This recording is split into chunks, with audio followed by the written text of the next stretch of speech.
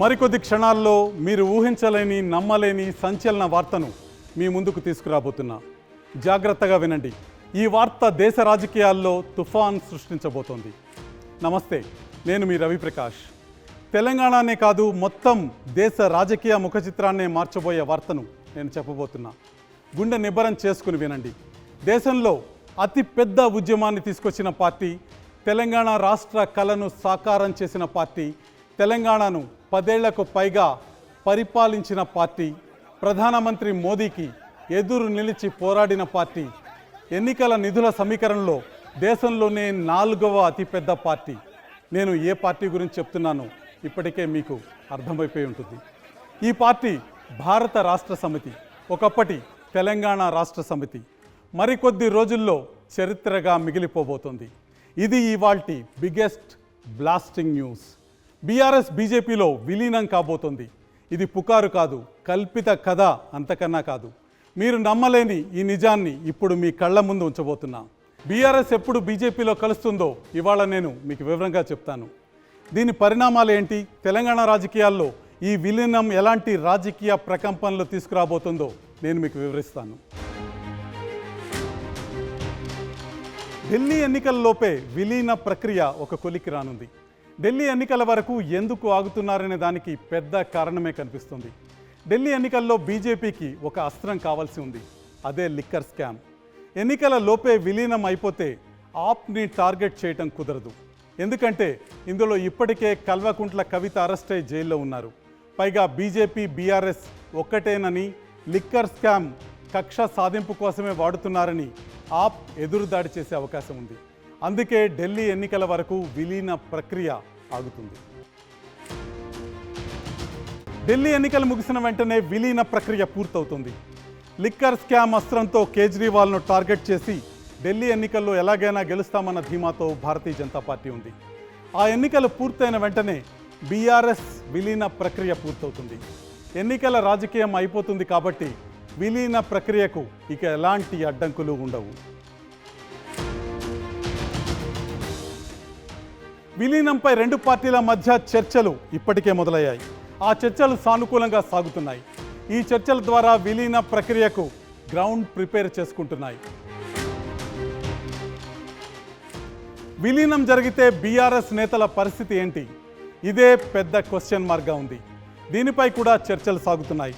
ఢిల్లీ స్థాయిలో బీఆర్ఎస్ నేతలకు ఏ పదవులు ఇవ్వాలన్న దానిపైన 2 పార్టీల మధ్య ఒప్పందం కుదిరే అవకాశం కనిపిస్తుంది. కేసీఆర్, కేటీఆర్, హరీష్ రావు, బీజేపీలో వీరి రోల్ ఏమిటన్నది అత్యంత కీలకమైన అంశంగా ఉంది. ఎందుకంటే ఒక పార్టీకి అధ్యక్షుడిగా 10 ఏళ్లు ముఖ్యమంత్రిగా పనిచేసిన కేసీఆర్కు, బీఆర్ఎస్లో నెంబర్ 2గా ఉన్న కేటీఆర్కు ఎలాంటి పదవి ఇస్తారన్నది ఇంట్రెస్టింగ్ పాయింట్గా మారింది. తెలంగాణలో బీజేపీకి కేసీఆర్ స్థాయిలో ప్రజాభిమానం ఉన్న నేతలు పెద్దగా ఎవరూ లేరు కాబట్టి కేసీఆర్ను ముందు పెట్టి ముందుకెళ్లే అవకాశం ఉందని బీజేపీ భావిస్తుంది. దానిపై బీజేపీ ముందుగానే క్లారిటీ ఇవ్వచ్చు. చాణక్యుడు చెప్పినట్టు శత్రువుకి శత్రువు మనకి మిత్రుడు. అంటే బీఆర్ఎస్ శత్రువు కాంగ్రెస్, కాంగ్రెస్కు శత్రువు బీజేపీ. కాబట్టి కాంగ్రెస్ శత్రువు బీజేపీతో దోస్తీ కట్టాలని బీఆర్ఎస్ నిర్ణయించుకుంది. మరి ఈ నిర్ణయంతో తెలంగాణ రాజకీయాల్లో ఎలాంటి పరిణామాలు సంభవించబోతున్నాయో ఇప్పుడు మీకు నేను వివరిస్తాను. అంతకంటే ముందుగా తెలంగాణ పొలిటికల్ ఈక్వేషన్స్ ఎలా ఉన్నాయో ఒకసారి చూద్దాం.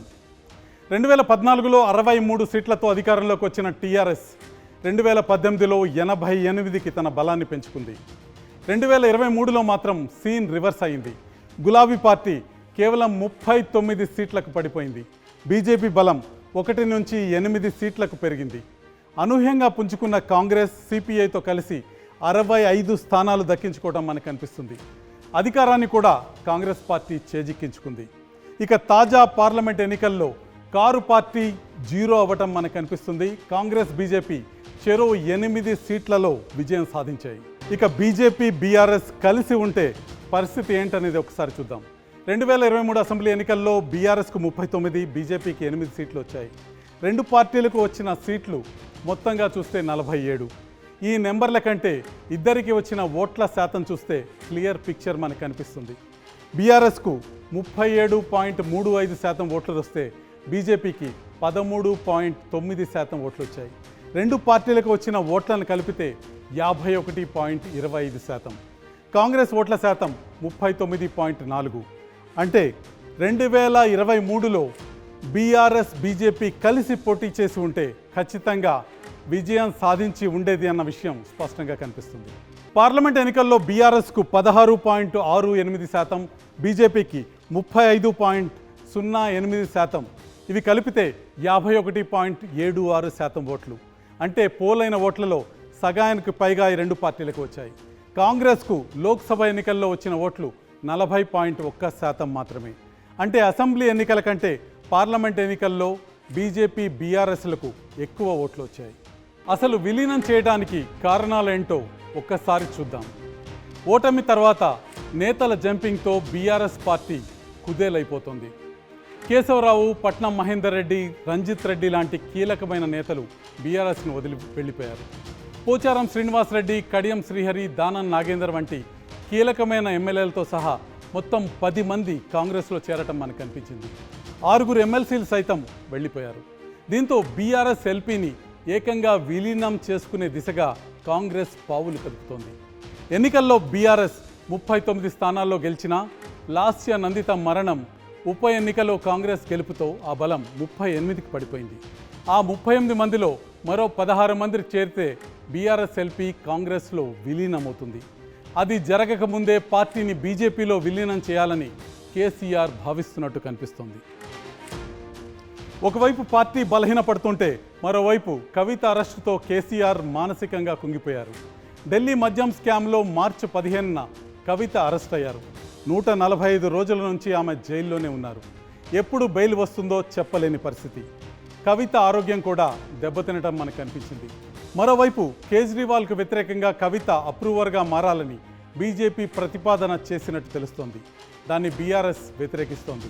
ఈ పరిణామాలన్నీ పార్టీ విలీనం దిశగా కేసీఆర్ను నడిపించాయని మనకి అర్థమవుతుంది. కాంగ్రెస్ అధికారంలో ఉండటం బీఆర్ఎస్కు ఇబ్బందికరంగా మారింది.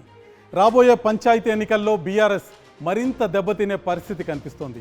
సీఎం రేవంత్ పాలనపై బీఆర్ఎస్ ఆశించిన స్థాయిలో ప్రజా వ్యతిరేకత లేకపోవటం ఆ పార్టీ భవిష్యత్తును ప్రశ్నార్థకంగా మారుస్తుంది.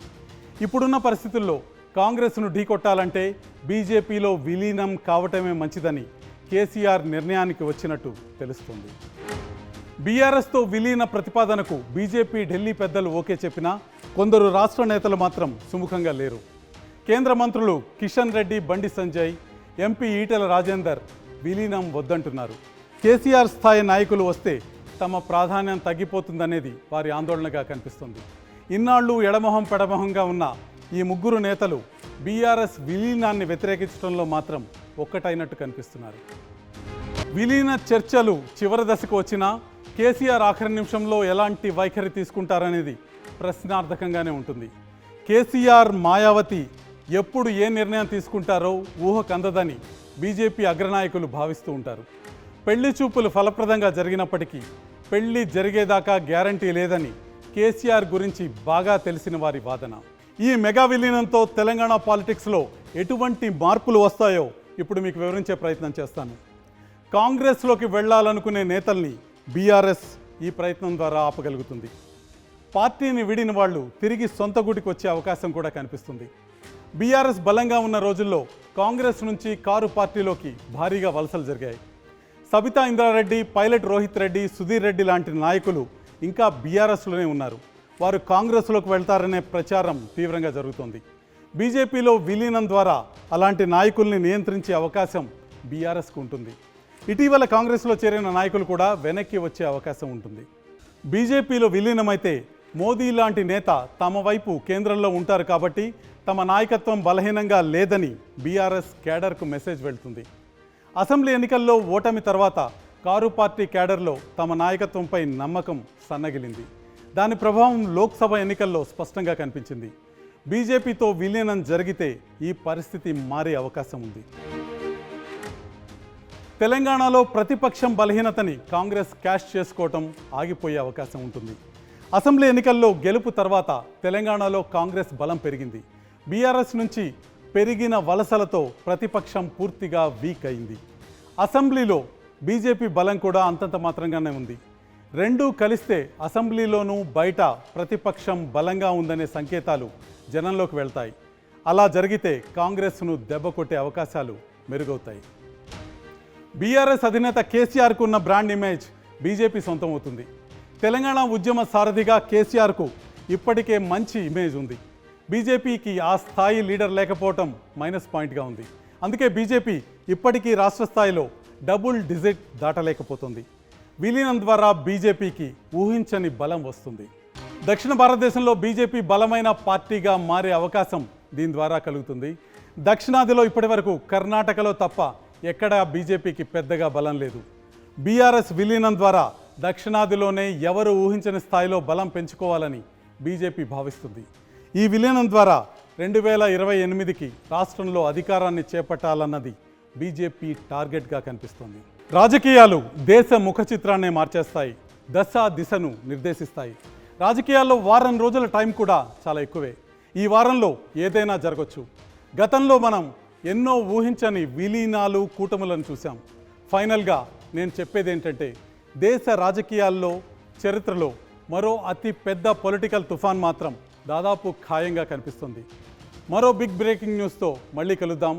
అప్పటిదాకా చూస్తూనే ఉండండి మీ ఆర్టీవీ.